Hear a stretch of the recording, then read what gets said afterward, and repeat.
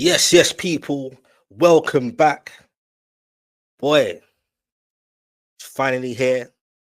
The Champions League draws, should I say. Bit confusing at first because this is obviously new to me, the new format. The last time Newcastle United was in the Champions League, it was the last year of the old format. I just knew it. I just knew being in that last pot as well. I had a feeling PSG would definitely be in there again. That's the most notable ones. PSG away and Barcelona at home, and a few other could be tricky ones. But it's exciting. Got Benfica in there, Marseille, Bayer Leverkusen. You got I think they're from Romania, Union, SG, Atletico Bilbao. It's going to be mad interesting. And during the draws, all I'm thinking is, yo, we need some strikers. And lo and behold, during the draw, you see here we go of getting the 6'6" Nick Woltemade, if that's how you pronounce it. But before we get onto that, Lamine Yamal, he'll be coming to St. James Park. Just Barcelona in general, that's going to be a tough one, but an exciting one. And I'm looking forward to it. Then you got PSG away, the Champions League holders. And I think our group is definitely one of the toughest groups, no doubt. Haven't really took notice of there's so many teams in there, but I can only concentrate on ourselves. Got one striker in, definitely need another one. The whole Isak thing, whatever will be. You get what I'm saying? Because I got loads of Liverpool fans messaging me saying this is it now, and you're spending the Isak money and blah blah blah. But we need strikers in. Got one in. Need another one. And if you're in a competition, you got to make a good go of it. It's prestigious. It's not guaranteed you're going to be in the Champions League every year. You get what I'm saying? This is a big season for Newcastle United. We're not far away. The spirit's good, regardless of what's going on off the pitch and all the noise about the number 14 pagan. So yeah, let's hope before the transfer window shuts, we can get one more in. And whatever happens to Isak, happens to Isak. You get what I'm saying? But Nick Wolterman, 6'6", 17 goals last season. Apparently 60 million pounds up front, plus 4 million add-ons or plus 5. There's different stories going around of what the exact fee is. I see some people on social media saying, "Oh, you're playing that much. That's a lot of money." It's like, what we're doing here. We paid a similar amount. Similar. Yes, this will be a transfer record for us by like 1 million away from what we paid for 63 mil for Isak. But Isak had 6 goals, I'm led to believe, before he joined us. And with good coaching staff, got the best out of Isak. And the rest is history.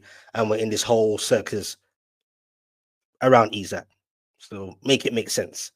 He's 23 years old, for a tall guy, very technical with his feet. You get what I'm saying? Just like a good finisher, good with his head, and he's strong. Especially from the clips I've seen in the highlights after highlights. You're seeing guys trying to pull his shirt.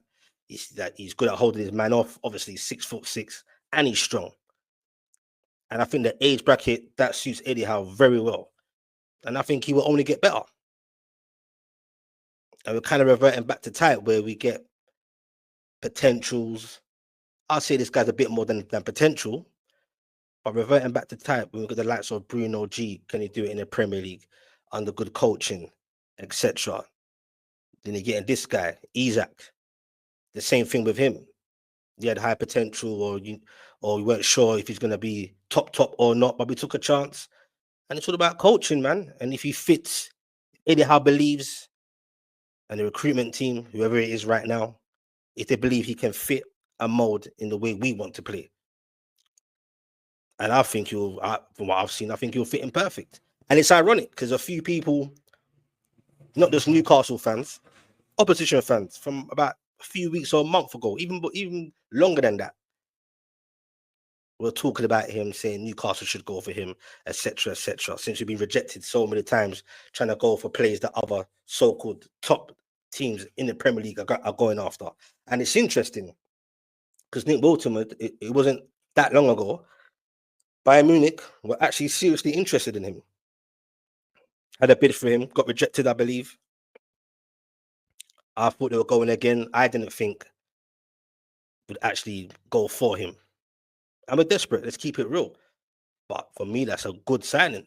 Desperate or not. Desperate or not. Like I said, he's 23 years of age, fits the profile for Eddie Howe. And we need one more striker, and I think we'll be good. I'll be content, especially in terms of how the transfer window has gone. And what I like, just exactly similar to Isak, towards the end of the transfer window, bang, came out of nowhere. And that's how I like to do our business. So why is it every time you're trying to go for someone, they find out and then they get pinched under our nose or they reject us, etc., etc. And now looking at it, obviously we don't know how he will fare in England, but I believe under Eddie Howe he'll be cool. The Sesko one that rattled me. I'm not gonna jump in a bandwagon and everyone's saying, "Oh, you look stinky at Man United," and etc. etc. But no disrespect, most players that go there, I said it before, it's a bit of a graveyard. People go there, careers go backwards, or they get depressed. And I got hounded for that. Like, how dare you expect your Newcastle United? You can't say that. Like, it is what it is. You get what I'm saying? It ain't always greener on the other side. Good luck to Sesko, whatever. I'm not gonna write him off right now. Do you get what I'm saying? But me personally, I think it's common sense. He'll be better off in a Newcastle United team under good coaching staff, just to gaffer in himself, Eddie Howe. And out the two, I think this one makes more sense. Most definitely. And for a big guy, like I said, he's good with his feet. You go check him out. Very technical with his feet. It almost looks weird. 6'6". That is ridiculous. He's a giant. I'm not gonna say he's blessed with loads of pace and acceleration because most guys that tall ain't. But he looks fast enough, technical enough, and I'm sure we're gonna make it work. But back to the Champions League, damn, that's a tough one.